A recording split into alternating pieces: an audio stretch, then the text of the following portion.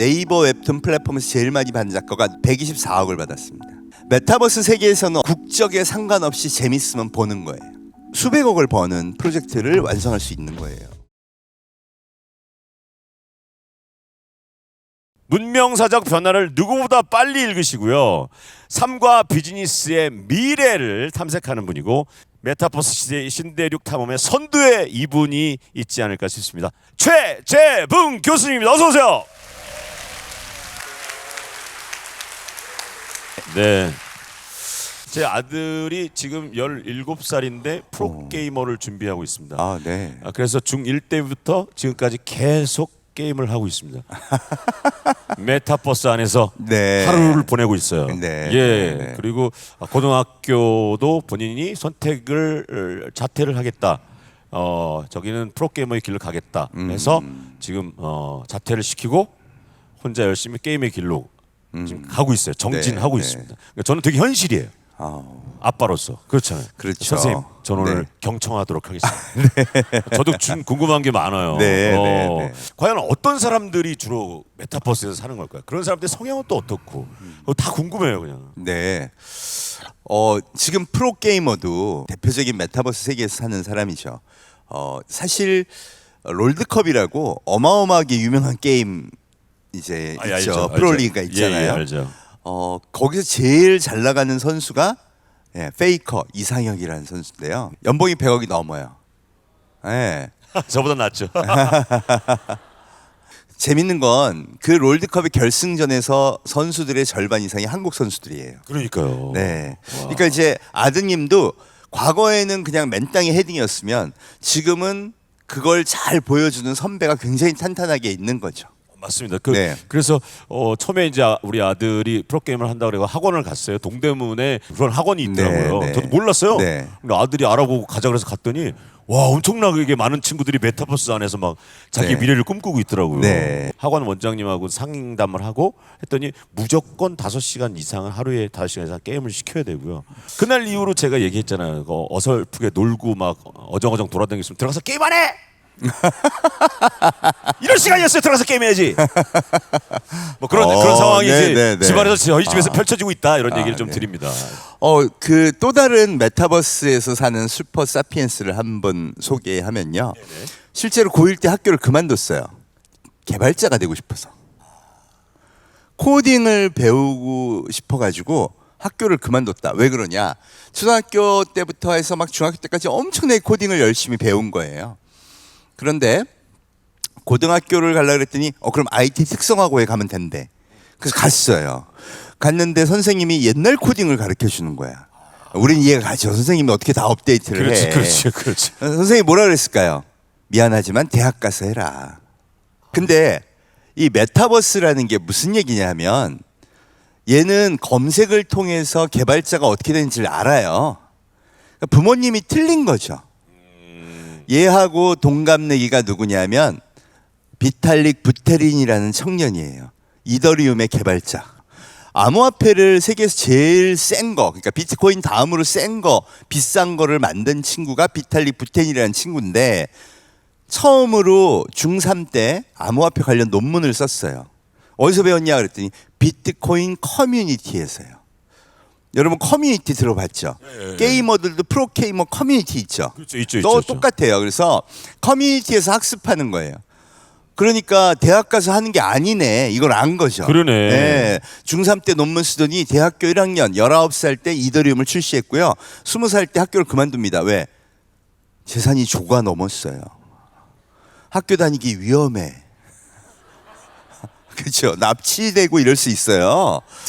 애들이 다 하니까. 그러네. 위험하네. 노출되네. 그 다음에 할 일이 달라졌어요. 대학을 다니는 게 아니라 암호화폐 분야 세계 최고 전문가가 돼가지고 막 돌아다니면서 강연도 하고 전문가죠. 일도 해야 되고 회사도 설립해야 되고 할 일이 엄청 많아진 거예요. 너무 바빴네요. 이 최은민이라는 이 친구는 나도 쟤하고 동갑인데 내가 쟤보다는 못하긴 하지만 커뮤니티 가서 배우는구나. 그죠? 코딩은 이렇게 배우는 거구나. 커뮤니티에서 배우고 학습하고 오픈소스 갖다 공부하는 건데 대학 가서 배우려니까 멘붕이 오겠죠. 그러네. 그래서 학교를 그만둔 거예요. 되게 용감한 거죠. 학교를 그만두고 대안학교를 다니면서 코딩 열심히 배우면서 졸업합니다. 그리고 20살 때 스타트업을 차려요. 그 회사 이름이 테이블 매니저. 요새 KT가 광고하는 거 보셨나요? 인공지능이 식당 예약을 해드려요. 네, 맞아요. 예, 예. 그거예요. 몇 명을 예약해 드릴까요? 뭐 이렇게 하잖아요. 예. 그 음성인식 부분을 KT가 한 거고요. 뒤에 이 식당 예약하는 거 되게 어렵습니다. 그 솔루션은 그분이 하신 거예요. 네, 맞아요. 야. 최영민 대표가 완전 슈퍼 사피엔스죠. 슈퍼 사피엔스. 네. 그 친구가 최근에 와가지고 저한테 그러더라고요. 교수님 이걸 해보니까 대한민국 식당이 10,000개 넘게 가입을 했어요. 진짜 6개월을 기다려도 예약이 잘 안 되는 식당이 있더라고요. 그 식당들의 예약이 가능한 멤버십을 NFT로 발행해보고 싶어요. 여러분 이 사람이 대표적인 메타버스에 사는 사람입니다. 요즘에 진짜 관심이 많아져요. 많지만 어떻게 우리가 그 메타버스에 대해서 현실적으로 피부에 와 닿아서 경제적인 그 느낌은 또 어떻게 연결이 되는 건지 그 몇몇 사람의 얘기인 것 같기도 하고 그래서 이게 어떨까요? 경제적인 효과 이게 있을까요? 사실 이 메타버스 세계에서 앞으로 돈을 벌 기회가 많다는 건 일단 세계적인 기업들이 다 투자를 해요. 애플, 구글, 마이크로소프트 뭐 온갖 기업들이 다 투자를 하고요. 그 다음에 특히 게임과 엔터 기업들, 이 젊은 친구들이 거기 가고 싶어 하잖아요. 맞아. 여러분 요새 그 사람 구하는 앱이 있는 거 아시죠? 거기 보면 NFT, 메타버스 이런 관련한 전공들 뽑는데 올해 4월 달에 제가 봤을 때 1,000명이 넘었어요. 메타버스 NFT 관련해서 뽑는 사람 대부분이 다 어디? 판교 지역에. 그러니까 일자리도 그렇고 예. 투자의 규모도 그렇고 그런 관점에서 본다면 메타버스 세계관을 어려서부터 체험하는 건 되게 좋고 특히 제가 아까 보여드렸던 슈퍼 사피엔스들처럼 그 세계에서 제일 좋은 건 놀기만 하는 게 아니라 뭔가 열정을 갖고 공부를 하거나 학습을 하거나 새로운 기술을 익히거나 하는 거죠. 아이디어를 얻던가 그렇게 되는 거죠. 그렇죠. 프로게이머길 얼마나 어려워요? 네, 되게 어려워요. 마찬가지입니다. 개발자도 되게 어렵고요. 웹툰 작가도 어렵겠죠. 또 애니메이션 만드는 사람도 어렵겠죠. 그런데 어려서부터 자기가 너무 좋아서 하면요. 억지로 학원 보내는 것보다 훨씬 잘하지 않을까요? 우리가 또 하나 질문을 좀 던져 볼게요. 이민 가려면 우리가 영어를 또 배워야 되고 가고 싶은 나라의 언어를 배워야 되고요. 비자도 받고 뭐 여기 있는 재산을 다 정리해서 그걸로 이제 가져가야 될 것 같고 네. 여러 가지 준비를 많이 해야 됩니다. 네. 그렇죠? 근데 메타버스 신대륙으로 이주하고 싶으면 우리가 뭐부터 시작해야 되는지도 궁금해요. 일단 메타버스를 왜 해야 되는지 제가 마음으로 탁 받아들여야 되잖아요. 그 인간이 왜 메타버스로 갈까? 용납이 잘 안 되시죠? 제가 그 이유를 설명해 드릴게요. 인간이 동물과 다른 게 우리가 사회적 동물 그래서 협력도 하고 커뮤니케이션하고 우리가 이제 하나의 조직도 만들고 이렇게 활동하죠. 사회적 동물이란 말이에요. 거기에 가장 잘 활용되는 게 첫 번째가 언어죠. 옛날부터 있었어요. 두 번째가 뭐냐? 그 다음이 문자입니다. 그 다음에는 어떤 걸 갖고 하느냐? 그림으로 소통을 했어요. 그 다음 기계가 발명되면서 사진을 찍기 시작합니다. 그리고 사진 다음이 뭐예요? 동영상이죠. 동영상. 예. 요즘 스마트폰을 보면 알아요. 옛날엔 전화만 했죠. 그래도 이 문자 세대가 있었고요. 와 요새는 사진으로 인스타를 하더니 요즘 그 다음 세대 애들은요. 동영상으로 틱톡을 하죠. 그렇죠. 그 다음 뭘까요?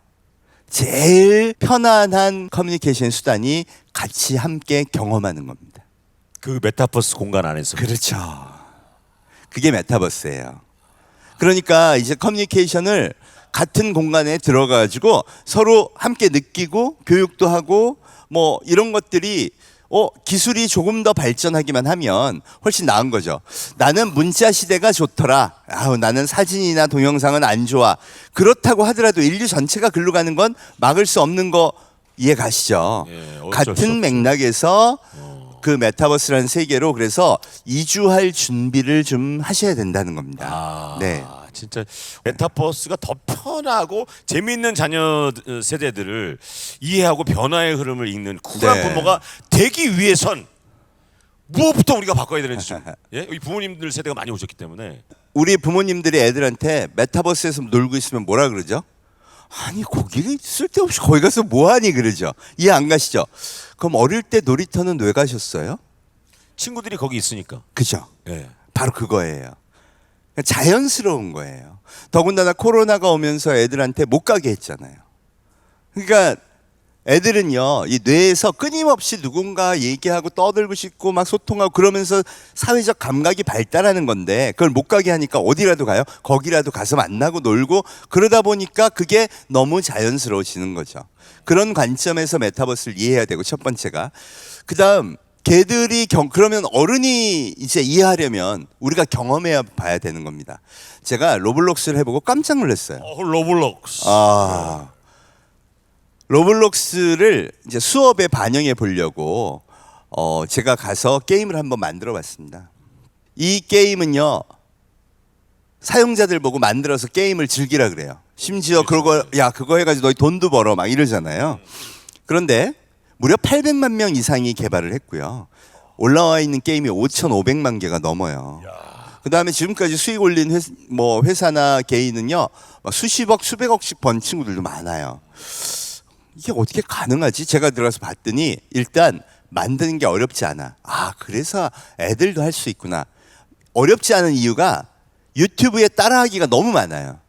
네, 그러니까 아무나 우리 아이들도 가서 해볼 수가 있는 거예요. 그런데 진짜 놀란 건 뭐냐? 여러분, 그걸 따라하기를 하면서 이 사용하게 된 소프트웨어가요, 제가 공대에서 우리 학생들한테 가르치는 소프트웨어하고 똑같아요. 제가 뭐 가르치냐면요, 컴퓨터로 자동차도 모델링하고 요새는 건물도 모델링하고 다 그렇게 해서 서로 공유하면서 짓잖아요. 이걸 한 애들은 일단 어려서부터 3차원적 사고력, 상상력, 창의력이 엄청 뛰어날 수밖에 없다. 초등학교, 중학교 때 내가 그런 건물을 다 그리고 만들고 하면 그 다음에 뭐가 생길까요? 꿈이 생기죠. 나는 건축가가 돼야겠다. 그랬을 때 내가 구현할 수 있고 상상할 수 있는 것들이 일단 머릿속에 쫙 돌아가야지 그게 되는 거잖아요. 근데 그게 예를 들어서 그런 꿈이 그냥 막연하게 성적 올리기 위해서 학원에만 가면 만들어질까요? 저는 절대 그렇게 안 된다고 생각합니다. 인간의 뇌가 생겨 먹은 게 그래요. 예. 생각을 많이 해야 꿈도 커지고 경험을 많이 해야 나는 이런 게 하고 싶다는 의욕도 생기는 거죠. 저는 그걸 탐험하는 데 있어서 메타버스, 거기다 뭐 마인크래프트, 로블록스 이런 게임들이 굉장한 기회를 제공한다고 생각해요. 더군다나 그걸 하면서 유튜브도 보고 또 커뮤니티도 가입하고 그러면 그 세계에서 와, 내가 꿈꾸는 것을 가르쳐 줄 수 있는 사람과 네트워크가 이렇게 많구나. 그게 이제 메타버스의 교육관이 생기는 거죠. 뭐 안 좋은 점도 있습니까? 그럼요. 메타버스 세계에서 경험하는 게임은요, 중독성 굉장히 강한 거 맞아요. 그런데 거기서 잘 빠져나올 수만 있다면, 생각을 계속하기만 한다 그러면 그 다음에 세계관이 달라지죠. 게임은 사실 그런 새로운 세계를 도전하고 또 이해하는데 굉장한 도움이 됩니다. 대표적인 인물이 카카오의 김범수 회장이죠. 게임 되게 좋아했어요. 그래서 대기업 나와가지고 처음에 PC방 차리고요. 진짜. 네, 한 게임이라는 거 게임 개발해가지고 돈 벌고요. 그 다음에 이제 카카오를 한 거죠. 또 마크 주커버그 페이스북의 창업자도요, 원래 하버드 다니면서 게임에 막 빠져갖고 데이팅 앱을 만들고 그 아이디어를 막 실현하다가 페이스북을 만들게 된 거죠. 그러니까 사실은 디지털 세계나 이 디지털 문명이 건설된 가장 철학적 근간이요, 게임이에요. 우리가 이 메타버스 세계에서 한편으로 다행이라고 생각하는 건 뭐냐면요, 과거에는 어떤 탤런트를 가지고 있어도요, 되게 극소수의 사람만 누릴 수 있었고요, 그거를 중앙화된 시스템에서 통제할 수밖에 없었어요. 예를 들어서 대한민국에서 제일 뛰어난 탤런트를 가진 우리 개그맨이었잖아요. 그죠? 개그맨이에요. 이었지 아니. 옛날에. 예. 근데 성공하려면 어떻게 했어야 돼요? 방송국 PD한테 잘 보여야 되고. 근데 지금은 어때요? 최고의 개그맨들이 유튜브에서 구독과 좋아요를 통해서 자기의 꿈을 실현합니다. 맞죠? 맞죠. 후배들이 너무 잘 나가고 있죠. 그렇죠. 그 사람들이 꼭 PD한테 잘 보여야 되고 꼭 선배들한테 잘 보여야 되냐? 안 그렇단 말이에요. 아닙니다. 직접 대중들한테 평가를 받으니까. 그게 메타버스 세계관입니다. 실력으로 모든 것을 평가받는. 그리고 동시에 좋아진 게 뭐냐? 그 풀이 굉장히 넓어졌어요. 작년에 네이버 웹툰 플랫폼에서 제일 많이 받은 작가가 누군지는 안 알려주더라고요. 124억을 받았습니다. 1년에. 1년에. 와. 메타버스 세계에서는 어떻게 한다고요? 국적에 상관없이 재밌으면 보는 거예요. 그렇죠. 맞아요. 예, 그러니까 예. 네이버와 카카오 플랫폼이 만화 플랫폼을 만들었는데 웹툰 플랫폼을 만들었는데 세계 100개국에서 1등이야. 그래서 전부 한국에서 1등하는 거면 다 봐야 되는 거예요. 전 세계. 그렇죠. 예, K 또 컬처가 지금 난리니까 또 그게 미니멈 10억 명이에요. 영향을 거기까지 미쳤구나 이게 다. 그럼 조회수가 엄청나게 나오죠. 그 다음에 조회수가 엄청나게 나오니까 그 다음에는 넷플릭스가 당연히 드라마 만들자. 영어로 만들자. 예. 그러니까 저작권료까지 생기죠. 그럼 한 번 웹툰 잘 쓰면 정말 수백억을 버는 프로젝트를 완성할 수 있는 거예요. 이게 메타버스의 세계관인데 더군다나 그게 뭐에 의해서 결정돼요? 뭐 유명 화실 밑에 들어가서 10년을 밑그림을 그려야 되는 게 아니라 진짜 실력만 있으면. 그래서 요새 20대 작가, 30대 작가들이 막 뜨잖아요. 그죠? 이게 새로운 메타버스 세계의 기회라고 저는 생각합니다. 옛날에는 만화가가 돼도 뭐 그렇게 돈 벌겠어 이랬죠. 이 메타버스 세계에서는 그게 바뀌는 거예요. 나 만화가 될 거야, 웹툰 작가 할 거야 하고 도전했는데 아무리 해도 안 돼. 그럼 그때 포기하고 딱 가면 돼요. 우리 부모가 안 밀어줘서 뭐 누가 안 해줘갖고 맞아. 이런 핑계를 댈 필요가 없는 거죠. 그죠? 직접 그 세계 안으로 들어갈 수 있는 어떤 맞습니다. 기회가 아주 무궁무진하다는 거죠. 맞습니다. 아하. 예. 도전하십시오, 여러분.